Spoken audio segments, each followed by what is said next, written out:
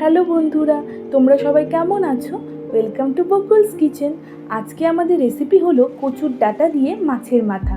তো চলো দেখে নেওয়া যাক আজকের রেসিপি। দেখতেই পাচ্ছ এখানে আমরা নিয়ে নিয়েছি কচুর ডাঁটা। কচুর ডাঁটাগুলোকে ভালো মতো ছোটো ছোটো পিস করে কেটে নিলাম এবং সেগুলোকে ভালো মতো ধুয়ে নিলাম। তার সাথে নিয়েছি লবণ, হলুদ, দুটো পেঁয়াজ, কিছু কাঁচা লঙ্কা, দুটো টমেটো, 4-5 কোষ রসুন, দুটো ছোট ছোট পিস আদা এবং দুটো মাছের মাথা। তোমরা চাইলে বেশি মাছের মাথাও ইউজ করতে পারো স্বাদ মতো। প্রথমেই মাছের মাথাগুলোকে ভালো মতো ভেজে নিলাম। দেখতেই পাচ্ছ মাছের মাথাগুলো ভালো মতো ভাজা হয়ে গেছে। তারপর আমরা সেগুলোকে তুলে রাখলাম।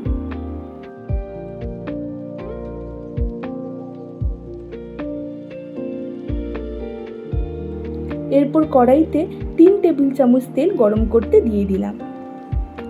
তেলটা গরম হয়ে গেলে সেখানে দুটো তেজপাতা, কিছু গোটা জিরা দিয়ে দিলাম।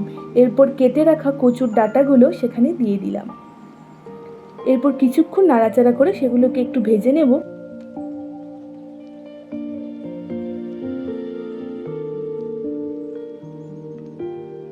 এবং 2-3 মিনিট ভেজে রাখার পর আমরা সেখানে অ্যাড করব লবণ এবং হলুদ। এরপর আমরা আবার কিছুক্ষণ সেটাকে নাড়াচাড়া করে নিলাম।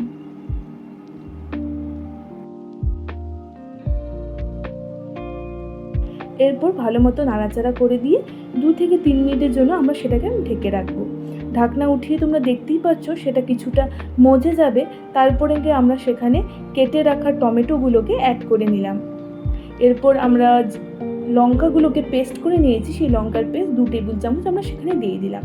এরপরে গুঁড়ো লঙ্কার গুঁড়ো দিয়ে দিলাম, জিরে গুঁড়োও দিয়ে দিলাম। তোমরা গুঁড়ো লঙ্কা তোমাদের স্বাদ মতো ইউজ করতে পারো।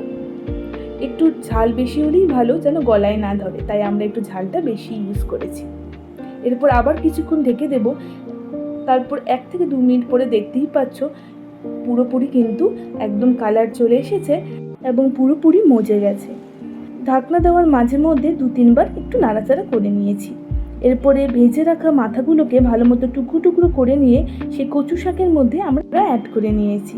তারপরে আবার কিছুক্ষণ নাড়াচাড়া করে ভালো মতো যখন দেখতে পাচ্ছ তেল ছেড়ে ছেড়ে এসেছে, তারপরে আমরা গরম মশলার গুঁড়ো দিয়ে দেব। এবং এখানেই আমাদের রেডি কচুর ডাঁটা দিয়ে মাছের মাথা।